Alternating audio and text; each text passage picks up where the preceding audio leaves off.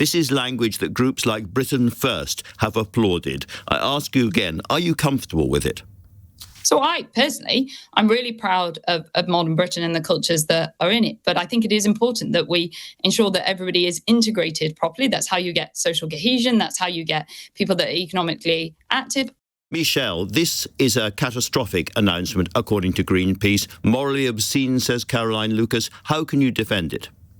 Well, for one thing, it means that we're going to be importing less, which means that we will be reducing our carbon footprint by up to a quarter, which is quite significant. I think it is far better for, you heard some of the arguments yourself, it is far better for economic security from our energy security point of view to be producing our own here on our own shores. It's better for the carbon footprint. It's better for jobs in the UK. There are multiple reasons why this is a good announcement.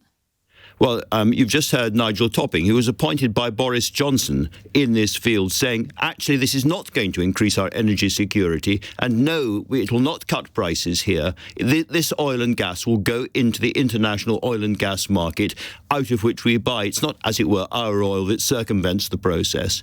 So these arguments about cutting our carbon footprint are simply not true, are they? Well, no, that's not the case, because if we are producing more on our own shores, then we will be able to import less of it. That's sort of a logical next step of this announcement. But it's not. I'm sorry, it's not going to our own shores. It's going into the international oil and gas market. It's being taken away and put into the international market. It's not coming onshore in Scotland, or very, very little of it.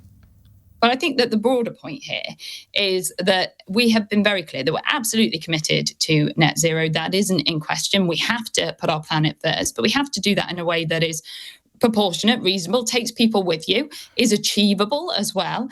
And everybody, including the Climate Change Committee themselves, have said you need oil and gas in that transition to net zero. And all we're doing is saying we agree. Secretary of State, can you explain how it's good for the planet at a time when there is enough oil and gas in the world already for the transition? That's what all the experts say, to open up a new field, burning which will be the equivalent of 700 million people's pollution per year. How can that be good for the planet? Look, this will not stop our ability to reach net zero. Between 1990 and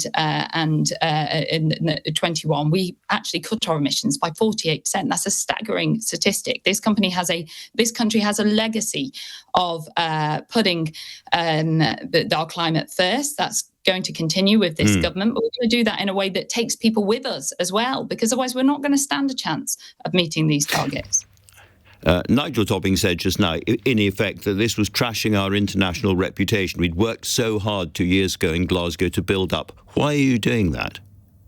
That's not true at all. In fact, we're still out in front when you compare us to our European partners when it comes to climate change. But what we have running said is backwards.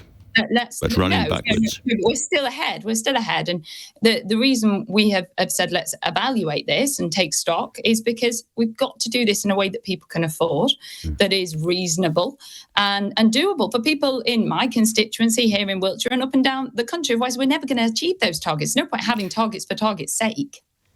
How much subsidy have we offered the two relevant companies for this to go ahead? How much public money are they being given?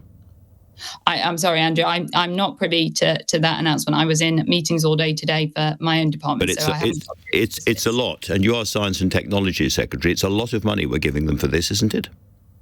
I haven't got the figures, so I'm not going to be drawn on that. I'm not Energy Secretary, but I haven't got the figures to hand.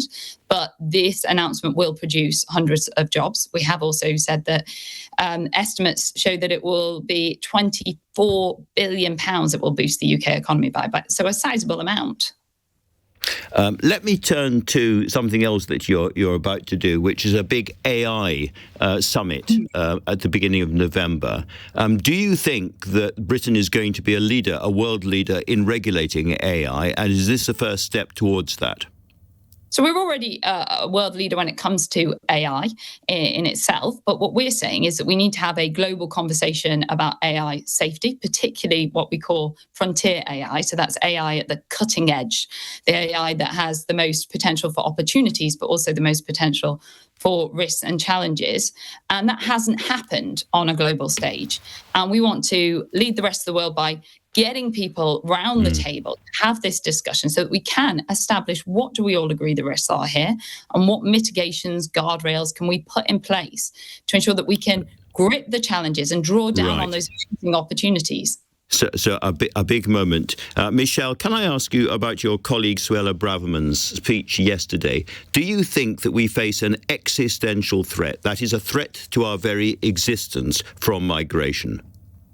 I think that uncontrolled immigration is a big problem. It is something that comes up regularly on every doorstep. It's why the Prime Minister made it one of his top priorities. It's why this government's on a mission to gain control and to stop the boats. Well, that is, if I may say so, rather different language from the Home Secretary. She says that migration is an existential threat to our society. That's a huge thing to say, very alarming to a lot of people. Do you agree with her? I don't think it's alarming at all. You know, when I go out and I knock on doors here in Wiltshire, door after door after door, people raise this concern about immigration because they do think that uncontrolled immigration is a threat. Yes, they do believe that, because we've got to make sure that we're supporting those people that genuinely need our help. And every place that is taken up by somebody that doesn't particularly need that help, that is an economic migrant, takes the place of somebody who is a desperate refugee. And we do have capacity issues. That's just logical. Yep. So we have to prioritise. Can you imagine yourself delivering the speech that she gave? Well, I'm not Home Secretary, so it'd be a bit odd if I did. I know, but you know perfectly well what I mean. You know what I mean. I think Suella spoke for the majority when she said that this is a top issue that we need to address. I think it was the right thing to say that a modern international problem needs a modern international solution, and we should be working collaboratively with other countries, because this isn't an issue that just affects us in isolation. I'm listening very carefully to your language, and it's very different from hers. I'm going to try one more time. Quotes: if cultural change is too rapid and too big, then what was already there, and by that she means you and me and the settled population of the country, is diluted and eventually it will disappear. This is language that groups like Britain First have applauded. I ask you again, are you comfortable with it?